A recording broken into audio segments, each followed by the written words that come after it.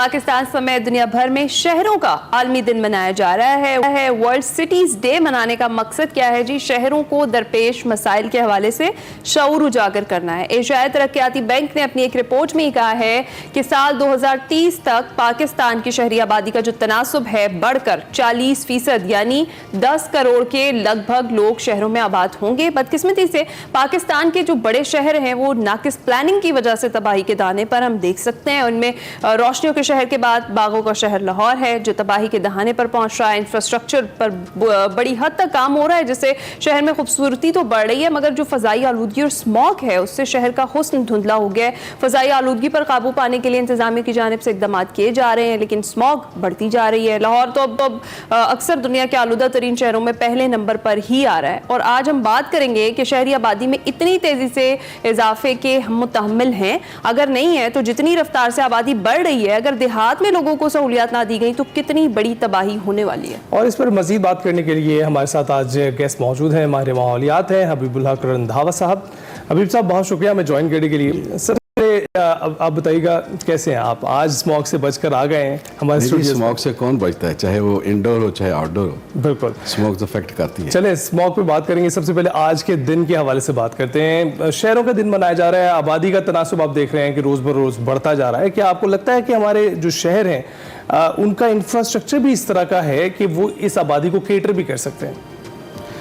देखिए जी, मैं अर्ज़ करूँ कि मैं थोड़ा सा बैकग्राउंड में जाऊँगा कि शहरों में लोग रुझान है।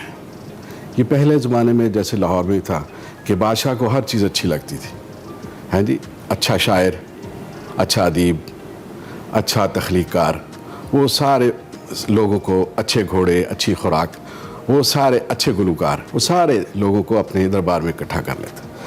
वो ऐसा रुझान तारीख़ी तौर पर ये जो जड़ पकड़ा कि फिर सारी दुनिया, और फिर उसके बाद ऐसे हुआ कि फिर यहाँ फैसिलिटीज़ भी शहरों में आनी शुरू हो गई कि लोगों ने फिर यहाँ सेटल होना शुरू कर दिया शहरों के अंदर। ये तारीख़ी तौर पर ये मैं बैकग्राउंड बता रहा हूँ। लेकिन फिर ये हुआ कि लोगों की देखा देखी, यहाँ के लोगों की कामयाबियाँ, यहाँ की आउटस्टैंडिंग उनकी वर्थ, वो देखकर फिर गाँव के लोग के जो कि डिप्राइव थे इन सहूलियात से, उन्होंने फिर अपने बच्चों की तालीम के लिए, अपने बच्चों की माश के लिए फिर उन्हें शहरों का रुख करना शुरू कर दिया। अब चाहिए तो ये था कि जिन शहरों में ये रुझान है, सबसे पहले वो एंटीसिपेट किया जाता कि उसकी इंटेंसिटी क्या था, मुख्तलिफ डिकेड्स में क्या है, और प्लानर उसके मुताबिक प्लान करते कि हमने शहर को किस तरह बढ़ाना है और शहरी ज़िंदगी की जो अलाइड सहूलियात है वो कहाँ कहाँ, किस डायरेक्शन में, किस समत में और किस शिद्दत के साथ प्रोवाइड करनी है। लेकिन ये बदकिस्मती है कि माहिरीन तो मौजूद हैं, लेकिन शहरों की जो बढ़ोतरी है या सियासी फैसले भी हों, लेकिन those were not backed by the professional and technical people, और जिस वजह से बेहंगम सी आबादियाँ बढ़ती गई।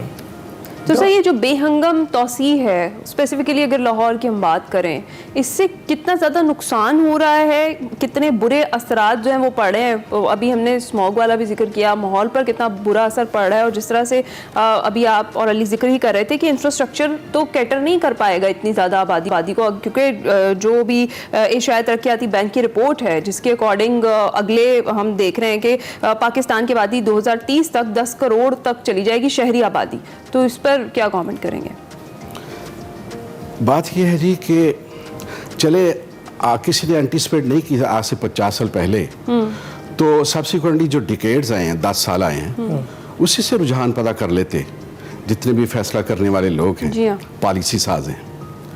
उनको चाहिए था कि मालूम करते, एंटीसिपेट करते कि कितनी आबादी कहाँ, और देखें, और फिर ये सब डिवीजन बनाते एक्सटेंशन में कि भी इस साल इतने सब डिवीजन बनाने हैं। सब डिवीजन से मुराद ऐसी पॉपुलेशन, ऐसी हाउसिंग सोसाइटीज़ कि जहाँ हर किस्म की एमिनिटीज़ मौजूद हों, जहाँ रेन वाटर हार्वेस्टिंग भी मौजूद हो, सीवरेज का सिस्टम भी मौजूद हो और केटर कर सके ज़रूरियात को, जहाँ इलेक्ट्रिसिटी भी मौजूद हो, और जहाँ फिर फीडबैक की कैपेसिटी मौजूद है हमारे पास पावर की।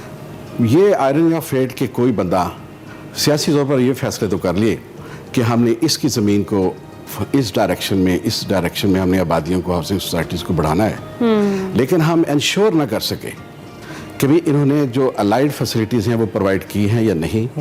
تو میں یہ کہوں گا کہ عمل درآمد کرنے والے جس میں کہ عمال حکومت، جس میں مقتدرہ بھی شامل ہے، سیاستدان بھی شامل ہیں، ان کو ایک ہی رجحان ہے، یعنی کیونکہ آپ کا دارالحکومت ہے پنجاب. آپ دیکھ رہے ہیں کہ ہمیں ایک شہر کو سنبھالنا مشکل ہوا پڑا ہے.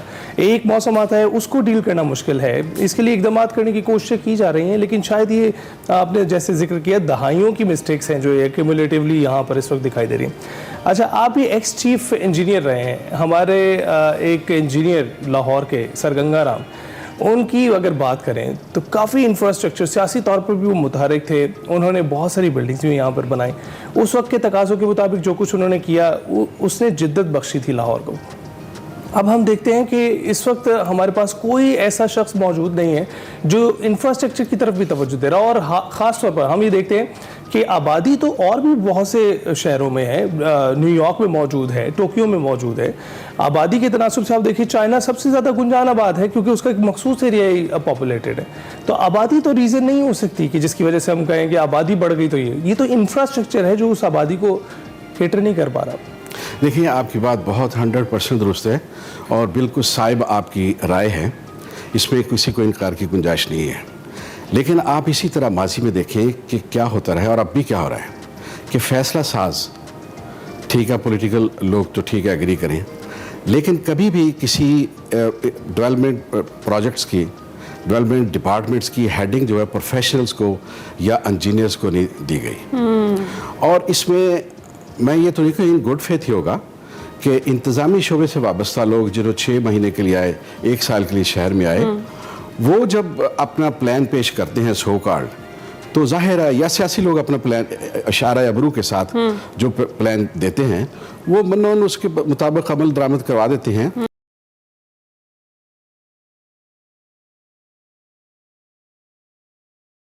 اسٹرکچر کا تو میں سمجھتا ہوں کہ وہ کیٹر کر سکتا ہے کہ شہر کا رجحان کیا ہے اور ہم نے کون کون سی فیسلٹیز پرووائڈ کرنی ہے، اور اس کا انڈیپینڈنٹ ڈیسیژن ہونا چاہیے، اس کو کوئی نیگیٹ نہ کیا جائے. Right person for the right job کی بات آپ کر رہے ہیں. اچھا سر، ہم اسموک پر آ ہی جاتے ہیں کیونکہ لاہور کا اگر ذکر ہو اور آج کل اسموک کا ذکر نہ ہو تو پھر لاہور کا ذکر ادھورا رہ جاتا ہے. لاسٹ ایئر بھی ہم نے دیکھا، سارا سال سے یہ ایک، اگر ہم اس کو کہہ لینا کہ یہ 5واں موسم ہے لاہور میں تو غلط نہیں ہوگا. تو اسموک تو چل رہی ہے، اس کے ساتھ ساتھ اقدامات، ہر بار یہی تسلی کرائی جاتی ہے کہ اقدامات کیے جا رہے ہیں، جی اقدامات کیے جا رہے ہیں حکومت کی جانب سے، تدارک کے لیے اب بھی کیے جا رہے ہیں. زیادہ سے زیادہ چھٹیاں دے دی جاتی ہیں اسکولز میں، اور جو آفیشیل ٹائمنگز ہے ان کو کم کر دیا جاتا ہے. کیا یہ اقدامات کافی ہیں؟ اسموگ کے مستقل خاتمے کے لیے ہمیں کون کون سے میجر سٹیپس آپ کے خیال میں لینے چاہیے جو کہ ابھی تک ہماری جو انتظامیہ ہے وہ ان پر سوچ بھی نہیں رہی؟ دیکھیں جی، یہ جو اقدامات ہیں ان میں کچھ تو مؤثر ہیں کہ لوگ ہیوج سپینڈنگ بھی کر رہی ہے، گورنمنٹ کر رہی ہے ہیوج سپینڈنگ، اور افرادی قوت بھی بڑی فعال ہے، اور یہ بھی اپنی پرفارمنس شو کر رہے ہیں کہ ہم نے اتنے فائن کر دیے، اتنی کلیکشن کر لی.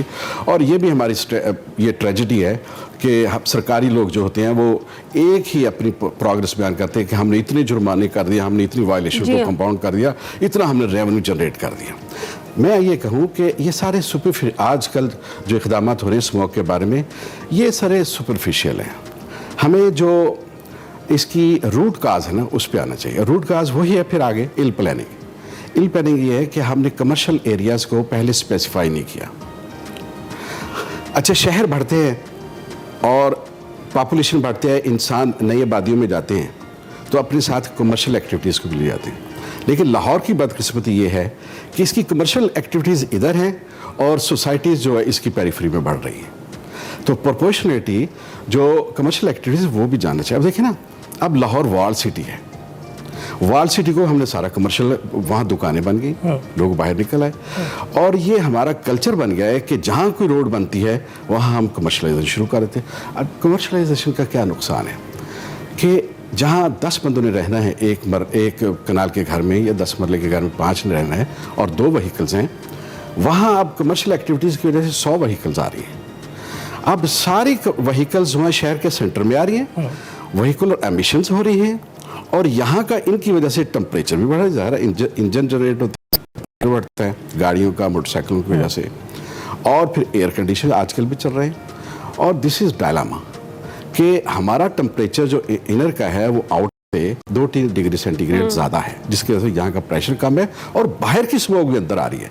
हमें सिर्फ हिंदुस्तान को मतून नहीं करना चाहिए, अच्छा। वो तो मैं समझता हूँ 5 या 10% होगी, वो भी नेचुरल प्रोसेस है। डॉक्टर साहब बहुत शुक्रिया हमसे गुफ्तगू करने के लिए। डॉक्टर साहब ने बहुत सारे ऐसी नुक्तों पर निशानदेही की है जिन पर तवज्जो ज़रूर मबज़ूल करनी चाहिए। हमने आज आलमी दिन के हवाले से बात की है शहरों के, इस पर आपने गुफ्तगू सुनी। ब्रेक के बाद हाजिर होते हैं।